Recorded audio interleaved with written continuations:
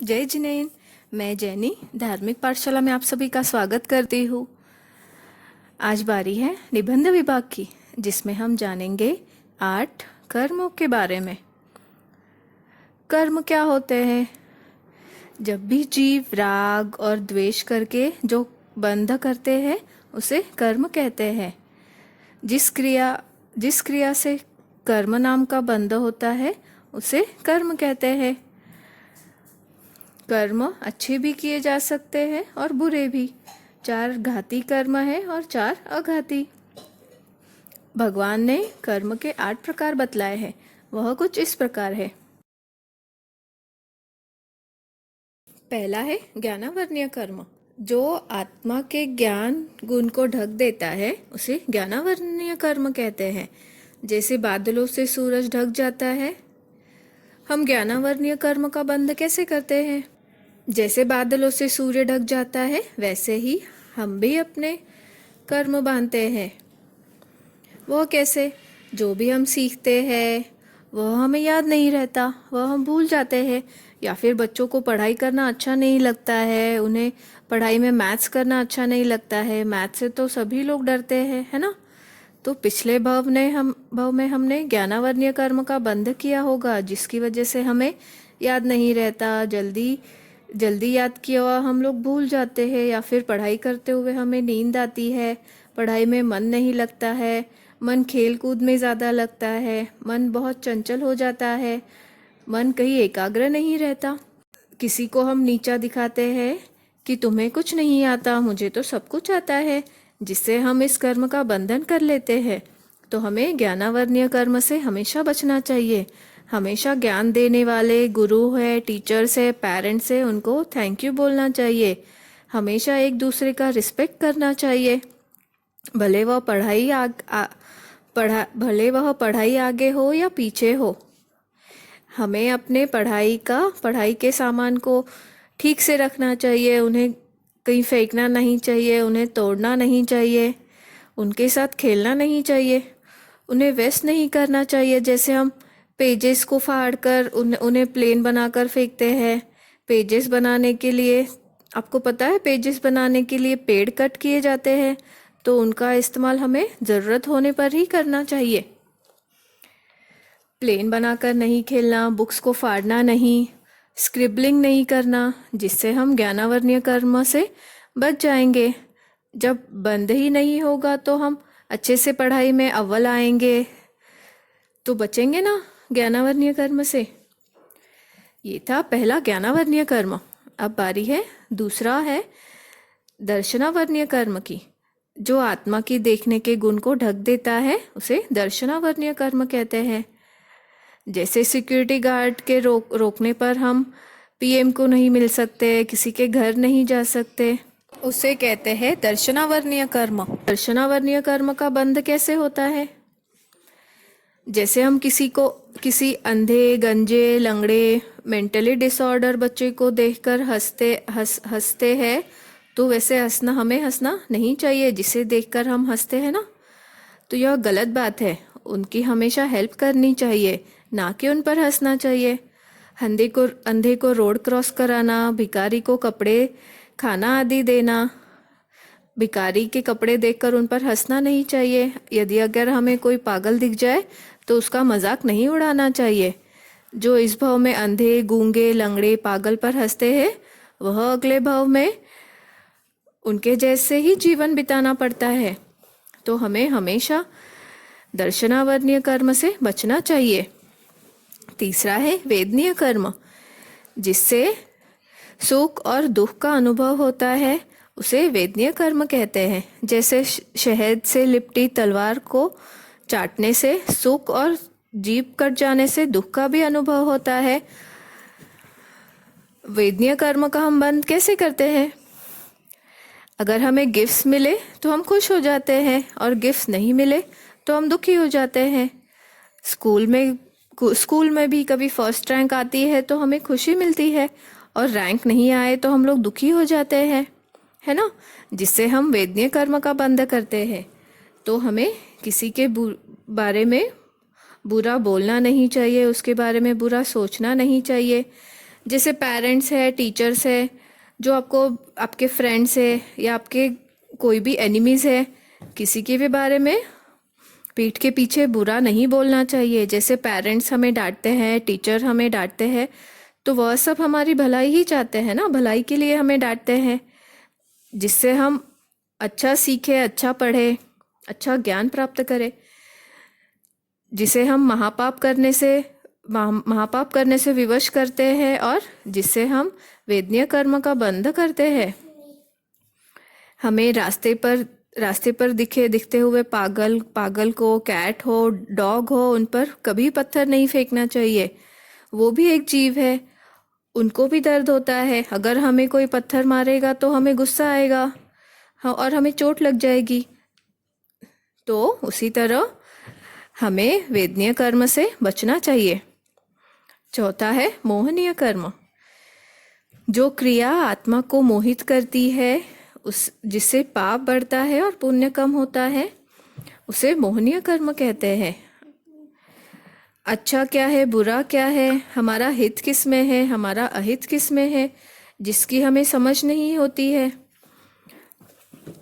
इसे मोहनीय कर्म कहते हैं। मोहनीय कर्म से हम कैसे बच सकते हैं? किसी से जेलिस होकर उसने किए हुए कर्म को दोहराना नहीं चाहिए। जैसे कोई शराब पी रहा है, नॉनवेज खा रहा है, एग खा रहा है, जिसे देखकर आपको भी इच्छा होती है कि मुझे भी यह चीज़ ट्राई करनी चाहिए, तो वह हमारे लिए सही है या गलत, हाँ, यह तब हमें समझ नहीं आता है। कोई आपके साथ गेम खेलते हुए जीत जाए तो उसको हमेशा अप्रिशिएट कर हमें थोड़ी और मेहनत कर जीतने की कोशिश करनी चाहिए, ना कि उससे जेलिस होकर उसके बारे में बुरा सोचना चाहिए। पेरेंट्स से कभी भी सीक्रेट्स नहीं रखना चाहिए। अपने पेरेंट्स को सब बातें बताना चाहिए।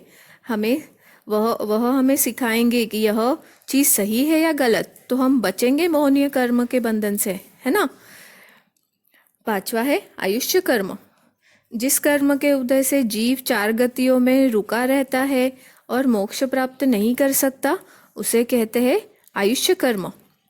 जैसे कैदी जेल में अपराधी बनकर बंद हो जाता है। अगर हम अच्छे कर्म करेंगे तो हमें अच्छी गति प्राप्त करेंगे और मोक्ष भी प्राप्त कर सकते हैं, और अगर हम बुरे कर्म करेंगे तो बुरी गति में हमें जाना पड़ सकता है। वो कहते हैं ना, we get heaven for good deeds and hell for bad deeds. अगर हम अच्छे कर्म करेंगे तो स्वर्ग में जाएंगे, अगर हम बुरे कर्म करेंगे तो नरक में जाएंगे। इतना सिंपल है ये। तो जितना हो सके उतना बचे। जैसे हमारे घर में मारसा आए तो उनका आदर सत्कार करके उन्हें सुपात्र दान बहराना चाहिए। झूठ बोलेंगे, चोरी करेंगे, हिंसा करेंगे, जीवों को मारेंगे तो हम मरकर नरक में ही जाएंगे।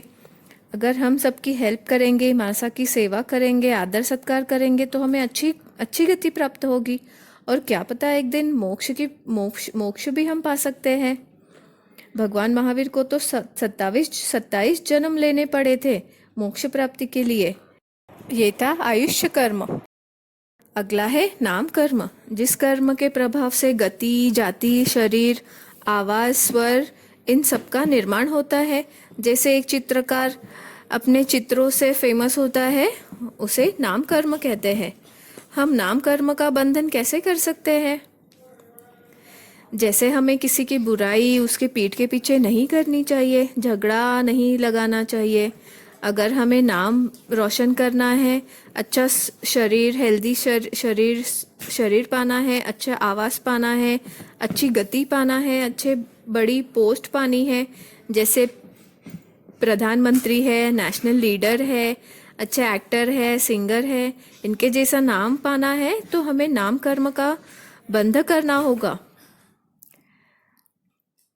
ना कि उसका दुरुपयोग कर हमें नरक गति को प्राप्त करना है। अगला कर्म है गोत्र कर्म। जिस कर्म से जीव ऊंचे नीचे कुलों में पैदा होता है उसे गोत्र कर्म कहते हैं। जैसे कोई अमीर और कोई गरीब, कोई ऊंचा कुल पाता है तो कोई नीचे वाला कुल प्राप्त करता है। गोत्र कर्म का बंध हम कैसे कर सकते हैं? किसी किसी से किसी में गलतियां, फॉल्ट निकालना, किसी किसी किसी की कमियां निकालना। हर एक इंसान में अच्छाई है तो बुराई भी है, तो अच्छाई को अपनाकर बुराई को दफनाना चाहिए।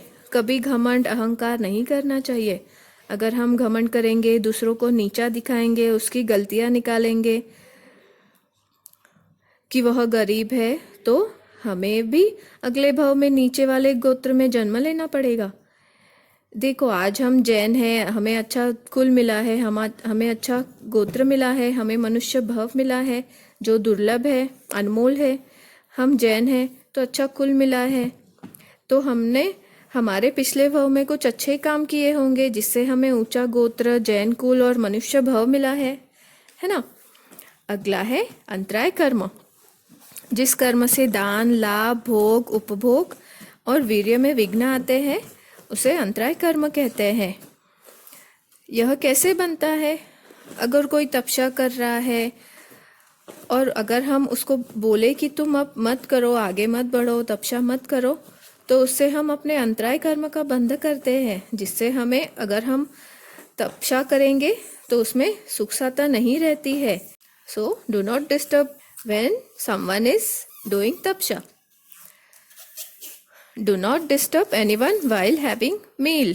जब भी कोई खाना खा रहा है, भले वो इंसान हो, एनिमल्स हो, उन्हें खाना खाते हुए कभी उठाना नहीं चाहिए। अगर एनिमल्स अपना खाना खा रहे हैं तो उन्हें हट हट करके कभी भगाना नहीं चाहिए। भिखारी कभी रोटी मांग रहा है तो कभी उसे खाली हाथ नहीं भेजना चाहिए। मम्मी अगर खाना खाने बैठी है तो उसे कभी किसी चीज़ के लिए उठाना नहीं चाहिए। खाना खाते हुए किसी को नहीं परेशान करना चाहिए। किसी के प्रोग्रेस पर जलना भी नहीं चाहिए, बल्कि उसके लिए प्रार्थना करनी चाहिए कि जो वह चाहता है उसकी इच्छा जल्दी पूर्ण हो जाए और हम भी उसके जैसा बन सकने की कोशिश कर सकते हैं। कोई पढ़ाई कर रहा है और उसे खेलने के लिए बुलाए, इससे भी हमारा अंतराय कर्म का बंध होता है। अगर हमें इस जन्म में कष्ट हो और दुख सहन करने पड़ रहे हैं तो उसकी वजह हमने भी पिछले भाव में किसी को दुख दिया होगा, इसीलिए हमें यह दुख सहन करना पड़ रहा है इस भाव में। तो हमेशा अंतराय कर्म से बचना चाहिए। तो यह थे 8 कर्म, जिसमें से 4 घाती कर्म है और 4 अघाती कर्म है। इसको समझकर जो भी जीव इसे अपने जीवन में उतारेगा वह जल्द ही मोक्ष प्राप्त पाएगा। तो इसी आशा के साथ आज के लिए बस इतना ही। अगली पाठशाला में फिर मिलेंगे एक नए टॉपिक के साथ। तब तक चिंतन, मनन और धर्म ध्यान करें और धार्मिक पाठशाला से जुड़े रहे। जय जिनेन्द्र।